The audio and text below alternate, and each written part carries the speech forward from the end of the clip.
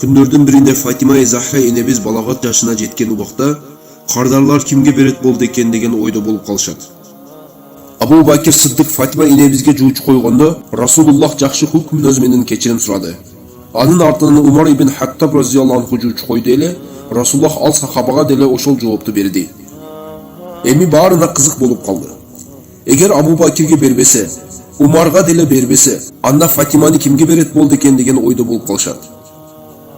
Бул нерсеге кызыккандардын күмөнү Алиге берсе керек деген күмөн кылышат. Кийин Алиге түрткү беришет. Негизи Али Бадыр казасынан кийин үйлөнгөн деп айтылат. 24-25 жаштагы жигит болот. Али разияллаху анхуга келишип, сен сурабайсыңбы Фатима Захраны деп айтып калышат.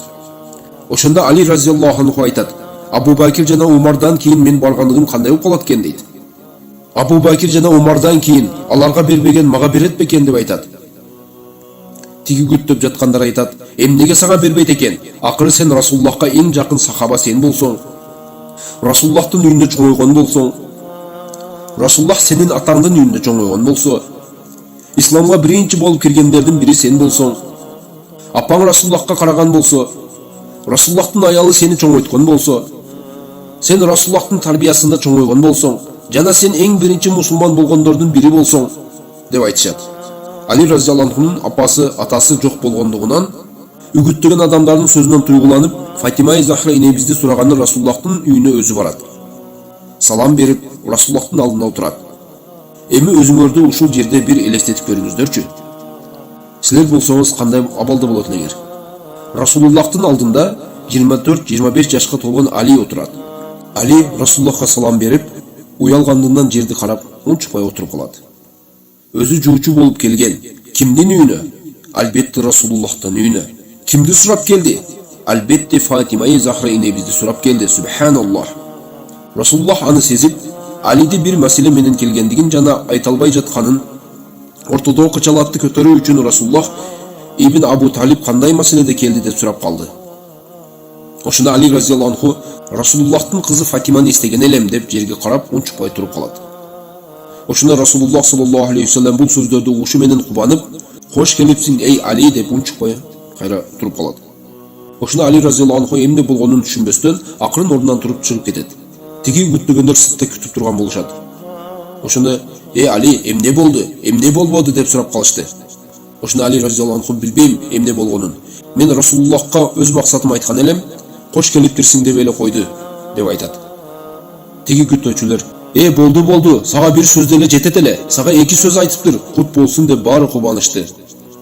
Эртеси күнү Али разияллаху анху пайгамбарыбыз саллаллаху алейхи вассалам турган жерге жакыныраак келди да Расулуллахка угузуп туруп, "Кече Расулуллахтын кызына жуучу болуп барган элем, өзү негизи бирер нерсем да жок эле.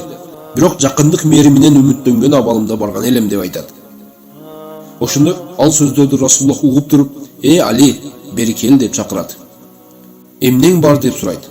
"Эй Аллахтын Расулу, менин эчтемкем жок" деп айтат Али. "А биздин сабак өрнөк ала турган адамдарыбыз мына ушулар болот. Кимдин кызы Фатима Захра энебиздей боло алат? Эч ким. Ким Расулуллахтай ата боло алат? Эч ким.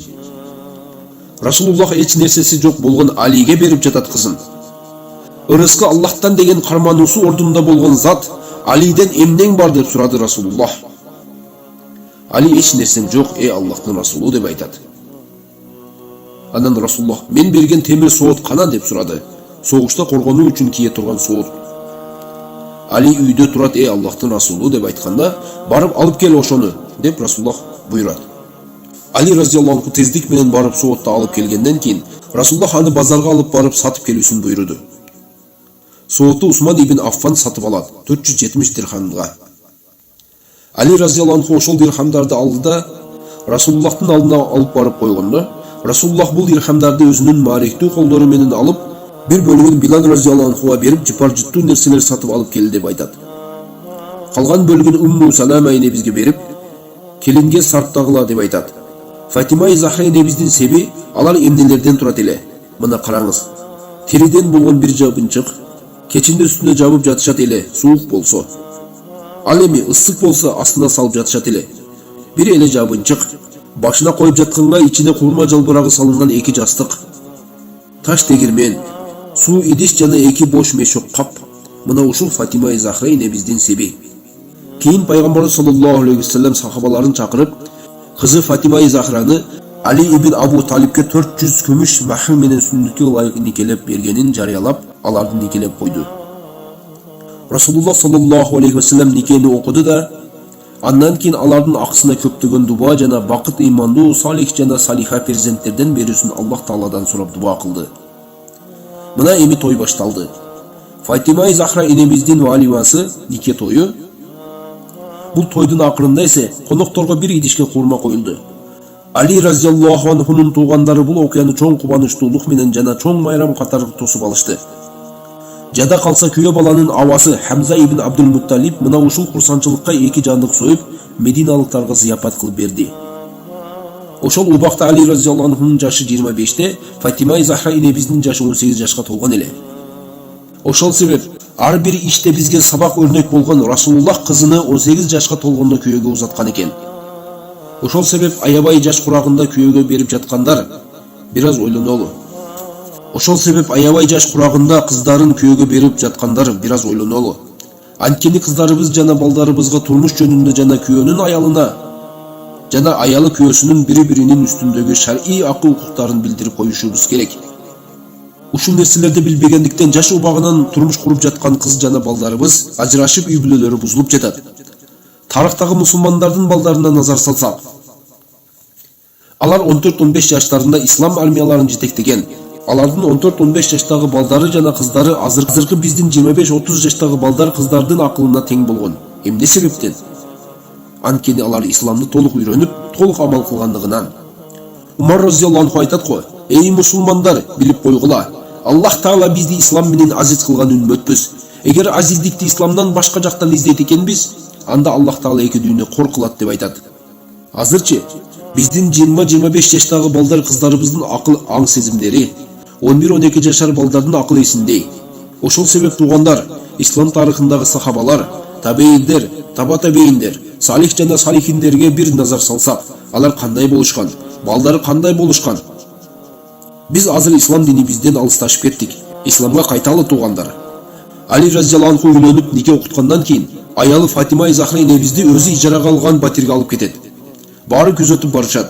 Расулуллах саллаллаху алейхи ва саллям Али разияллаху анхуга айтат: "Мени келишимден мурда аялыңдын алдына кирбей тургун" деп айтат.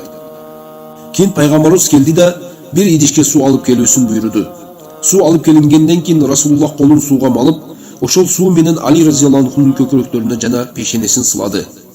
Андан кийин мына ушул суудан алып, жеңил гана кылып Фатима энебизге дагы чачыратып койду.